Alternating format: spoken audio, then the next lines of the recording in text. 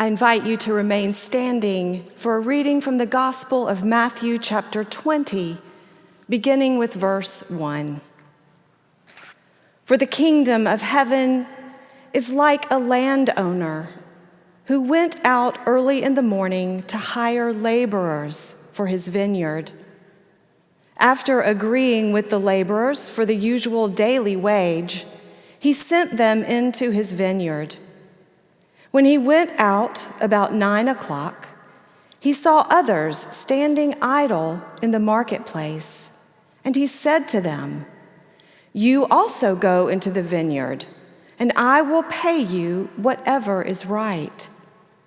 So they went.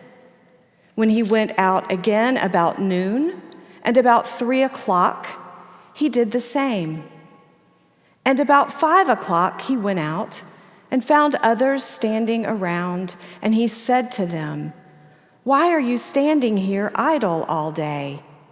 They said to him, "Because no one has hired us." He said to them, "You also go into the vineyard."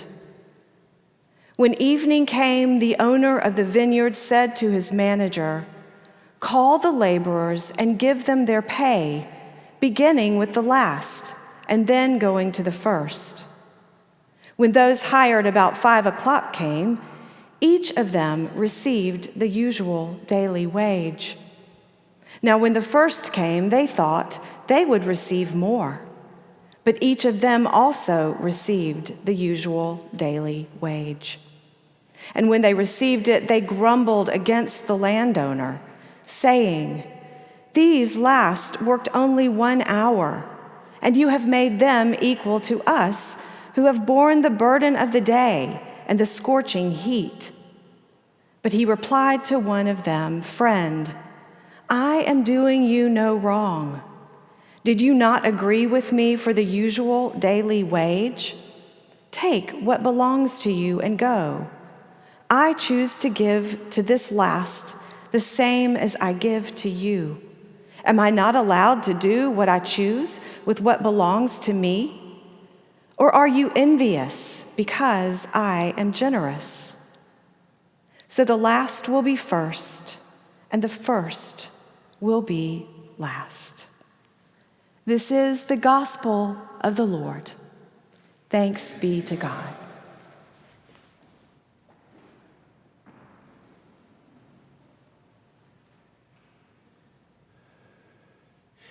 Get the picture.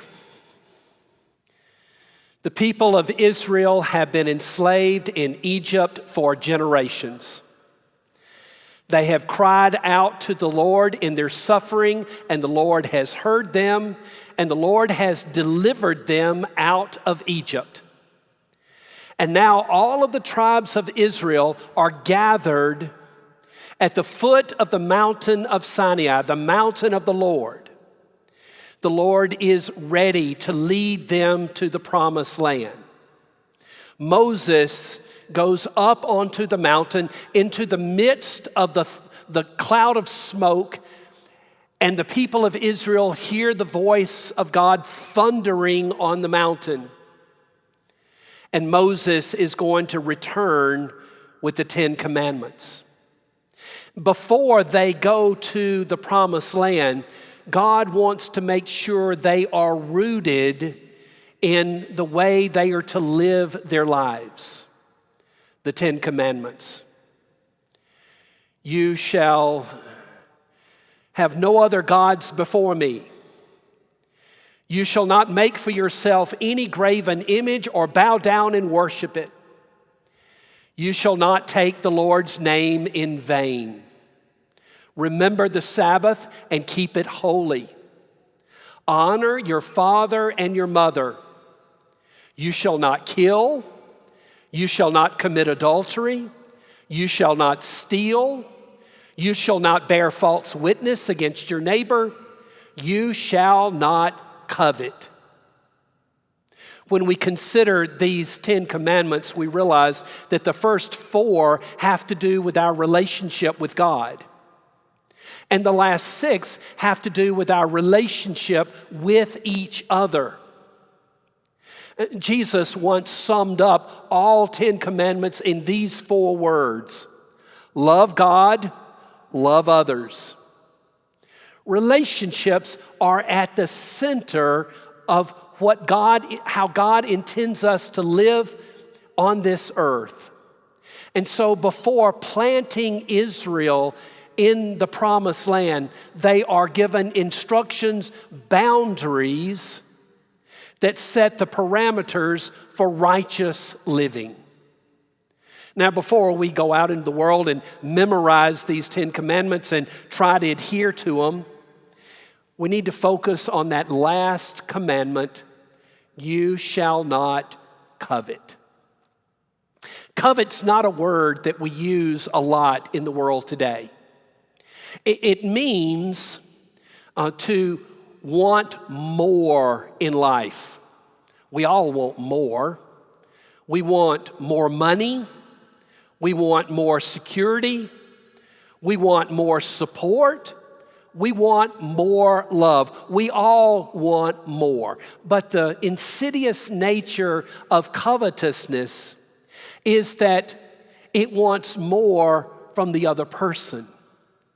It wants what the other person has, to take from them and add to what you have. Jesus told a wonderful story. In fact, it's one of my favorite stories in the entire New Testament to illustrate this attitude towards life of covetousness. It's a story that has just been read for you about a landowner who has a vineyard, and he goes to the marketplace to hire day laborers to come and pick the grapes that are ripe. It's an easy story for us to imagine. In my mind's eye, I can see the landowner going to the marketplace where people have gathered early in the morning hoping to be chosen for work that day. He needs a group of people. He points, I want you, and you. And they all head out to the vineyard. He's going to pay them a full day's wage. That's at sunup. At 9 in the morning, he returns to the marketplace. He sees that there are still workers who have not been hired. And he says, you too go to my vineyard. I will pay you whatever is right. And they go. And that scene repeats itself at noon, at 3 in the afternoon, and finally at 5 o'clock. At the end of the day, the workers line up to be paid. And they line up in order from the last hired to the first hired. And the ones that were hired at 5 at the front of the line, they receive a full day's wage. And they are thrilled. Now you can imagine what happens at the back of the line. The expectations change. They thought they were going to be getting a full day's wage. That's what they bargained for. That was the contract. That was the agreement. But now they realize they're working for a truly generous man. Surely they will receive more. And when they get to the front of the line, they are paid the usual daily wage, the amount that was agreed upon, the contract amount, what was expected. And they grumble against the landowner. Their selfishness is revealed in their grumbling. Now let's get it clear right at the beginning. This story is not about fairness. If it were about fairness, we could solve it in 2 seconds. We would make sure that every person is paid according to what they have earned and what they deserve. They will be paid the full pro rata share. They will be given the amount per hour that they have made. But please understand, Jesus doesn't tell us this story in order to advise Coca-Cola or Chick-fil-A or even Major League Baseball how to run its business. This is not about fairness. This is not about economics. This is about the kingdom of heaven. This is about God's generosity. This passage is about covetousness. It is about selfishness. Pay attention. The symptoms of covetousness. One of the symptoms is fear. When a new child is born, sometimes there develops a sibling rivalry. The older child is not used to the competition for the parents' affection and love. And so there develops this rivalry between the two in order to get more and more of the parents' love and affection. And sometimes the older child will complain, "You don't love me anymore." What that child doesn't understand is that his parents have a boundless supply of love and affection. It's not gonna run out. There is plenty of love and affection for all the children. But there's this fear that it's a zero-sum game, that if one gets something, the other's not going to get it. Fear. A second symptom of covetousness is anger. What we see in this passage, the ones that were hired at sunup, they are angry at the landowner. They are angry at the perceived injustice that they have experienced. This isn't fair, they complain. Now, it's okay to be angry at injustice, but there is no injustice in this passage. The selfishness leads them to a false sense of injustice and anger.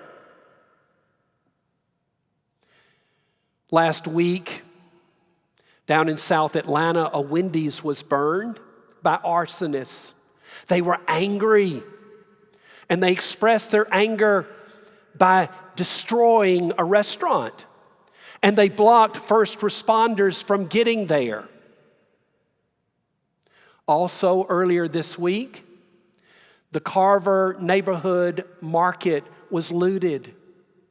The Carver Neighborhood Market is a nonprofit that is designed to provide food for low-income families to have something to eat.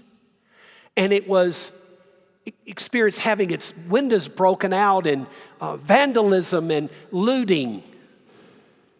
Anger that is misplaced. And what that anger does is it reveals the selfishness of the people, and it prevents the important engagement that needs to happen.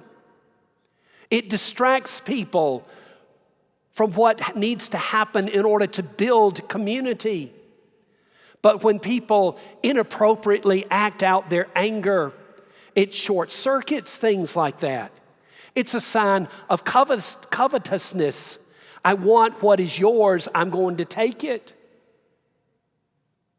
Anger. A third symptom of covetousness is this whole sense that we feel like that things are not going our way, and there is a lack of peace in our lives, and we cannot understand what is going on here. We don't quite grasp the bigger picture. We become focused on the little things, and as a result, we miss out on the bigger picture of good that can be happening. And so what is the way that we approach the antidote for covetousness. Quite simply, it is empathy. It is empathy. The landowner has empathy for the laborers that were not hired until 9 and noon and 3 and 5. It doesn't say in the story that the landowner needed more workers in the vineyard. No, it seems clear that the motivation is these people need work. Not I need workers, they need work. They need income. They need money to provide for their families. And he gets that. He understands that. He sees it and he hires them and he's generous towards them. Though you may have only worked a few hours, you did not work through the heat of the day, I'm going to pay you a full day's wage. It's the ones who are hired first that don't have the gift of empathy. And their selfishness, their inability to put themselves in the shoes of the other person, that inability leads them to a different place where they are angry and they are fearful and they have lost perspective on life. And what we need is the antidote of empathy, of understanding. There is a wonderful story that Dr. Fred Craddock used to tell us about a missionary to China by the name of Glenn Adsit. He was a missionary in the middle part of the 20th century. He was in China when the communist revolution broke out. And he and his family were placed under house arrest. They were there for a while, and finally the government came to them and said, "You may return to America." And they were thrilled. But the soldiers said, "You are allowed to only take 200 pounds with you." 200 pounds, my goodness. They'd been there a while. They'd accumulated stuff. Nevertheless, they got out of scale and they began to pull out their things and have the family arguments. "We just must take this vase. It's beautiful." "Oh, what about my typewriter? It's brand new. And what about my books?" They weighed everything. They took some things off. They put some new things on. And finally, they got it down to 200 pounds on the dot. And the soldiers came and said, "Are you ready to go?" They said, "Yes." "Have you weighed everything?" "Yes." "Have you weighed the children?" "The children? No, we didn't weigh the children." "Weigh the children." And at that moment, the vase, the typewriter, the books, they all became trash. For they knew what was most important to them. There are circumstances in our lives that reveal to us that which is most important to us, what we value the most. And I would suggest that in this time, we are able to see more clearly than ever before what is most important to us. What's most important? It's living according to the law of Moses, of keeping these 10 commandments. It's about understanding that happiness is an inside game, and it comes from within, not from without. It's understanding Jesus' words, love God, love others. It's understanding the Old Testament King Jehoshaphat's advice when he said, "Lord, we do not know what to do, but our eyes are on you." That's sort of been my motto during these 3 months. We don't know what to do. Be humble. Our eyes are on you. Be confident, for the Lord is leading. Humility and confidence together. keeping our eyes upon the Lord. I want to close this morning by telling you about a phone call that occurred years ago. I called family in the church to set up an appointment to go and visit them. The man living at the house answered the phone. Now, let me go ahead and tell you, I didn't know him very well. He came at Christmas and Easter, but his wife was there every Sunday. When I made the phone call, he answered the phone and I identified myself. And before I could get another word out, he said, "Oh, hang on, preacher. Let me get my wife. She's in charge of religion in the family." He laughed and he put his hand over the phone and he called his wife to the phone. I didn't laugh then and I don't laugh now. Because God did not send his son just for women. He sent them also for men, so that we might be co-workers in God's vineyard. This is Father's Day, and I have a challenge for the men of the church. I want to challenge you to hear the call of God on your life. And the call is to be a person of empathy.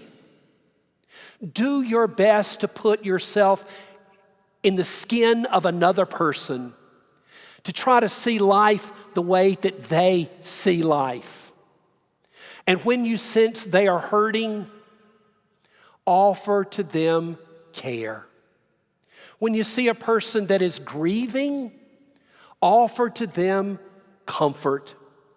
When you see a person who is frustrated or down, offer to them encouragement.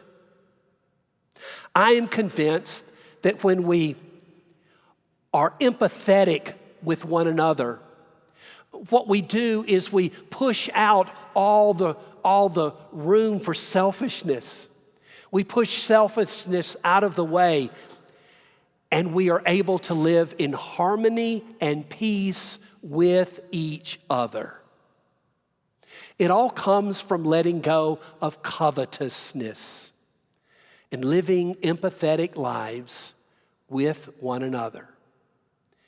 This way, we build up this land, this promised land in which we live, and make it into the beloved community. Are you willing to do that? Do you believe empathy can do that? I do.